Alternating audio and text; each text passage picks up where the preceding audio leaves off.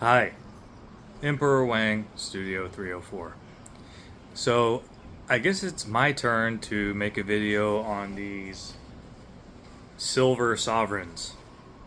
The 2025 silver sovereigns. And hasn't 2025 been a hell of a year for sovereigns? We got the last rose gold ones coming out, and then we have what they say is the first silver sovereigns. I don't totally buy that. I think that in some deeper history, there were sovereigns that were made out of silver. These are the first sovereigns with the Benedetto Pastrucci St. George sculpture since 1817 to be made out of silver. That I know for sure. The other I'm not 100% on, but let me know. And these are proofs, and they're the ones with the privy marks. Oh, damn privy marks.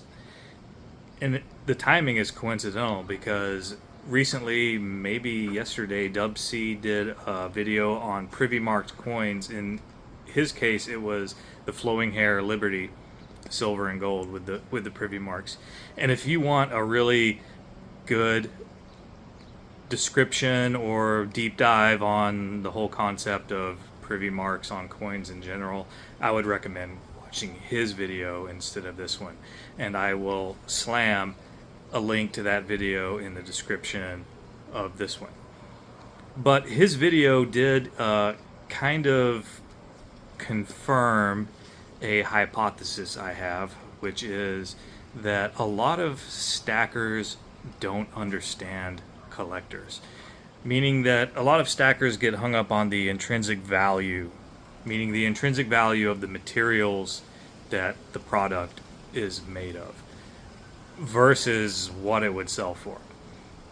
And if you're one of those stackers, your mind might be blown when you see like an expensive baseball card. Like you might be, oh, the intrinsic value is just like less than a cent of card stock, but it's selling for $1,000. Yes, so there's collectors and there's stackers, and then there's all the ways they intertwine. And this particular piece I got as both, but probably mostly as a collector.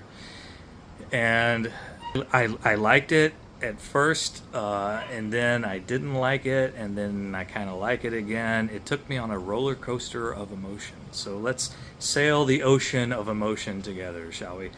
Enough babble. Let's look at the damn coin. All right, so here we have both of them opened up in their highly reflective mint packaging. I'm kind of worried about how reflective that is. They come with a certificate of authenticity.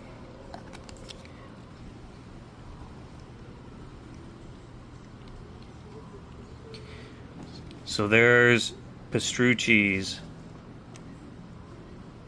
sculpture of St. George and the Dragon, the one that we're all familiar with. St. George got some abs. He did not skip ab day for sure. So nothing new. It's really good detail. It's proof quality. It's a little frosty. You'll notice something, or well, I noticed something right there. I was like, Benedetto, is that really necessary? And then I realized it's St. George's left foot hanging over the other side of the horse. So it's not what I thought it was. And if it's not what you thought it was, then, you know, we have the same gutter brain. Really good mirror finish background and some attractive frosting on an unfortunate subject. Charles III, Dei Gratia Rex, King by the grace of God, Fidef or Fide Defensor, Defender of the Faith. That's the usual. I don't think my camera's doing a very good job of picking up how good this is. As far as the privy mark, let me pause and grab my loop. There it is next to the 2025 on the St. George side. Let's try to magnify it. Yep, that's it. That's what the fuss is about. That little shield there. So the ones with this shield has a mintage of 15,000, and the ones without the Privy Mark shield have a mintage of 50,000. So I wanted it as a collector of, you know, UK coinage and sovereigns. I was speculating a little bit. Even though it has an extremely low mintage of 15,000 with this Privy Mark, it's still not sold out from the Mint website. I don't think that's a good sign as far as future value.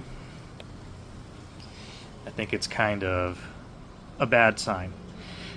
So what I would like to do is come back in about a year and see how I'm doing on the resale value.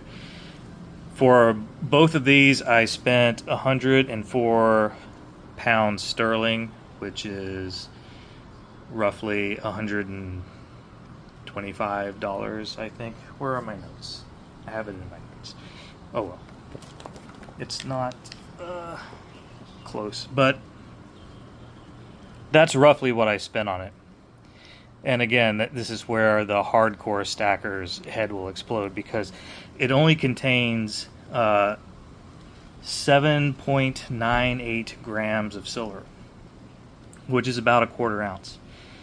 So over $100 for a quarter ounce of silver. You know, the hardcore stacker would say, no way. The collector would say, maybe. So the collector in me said, maybe. And we'll find out in about a year. And if I end up being down, I'm still cool with it because I like the coin. Look at that. That's pretty awesome. Even Chucky gets to shine. Well, anyway, coming up on this channel, I have a random 1/10 ounce of gold that will be here. I will have some PCGS mail returns, grading returns that are on the way, and I have a 10-gram gold bar from Arger Heraeus that will be here within the next couple weeks. So hopefully I'll get all that filmed for you guys.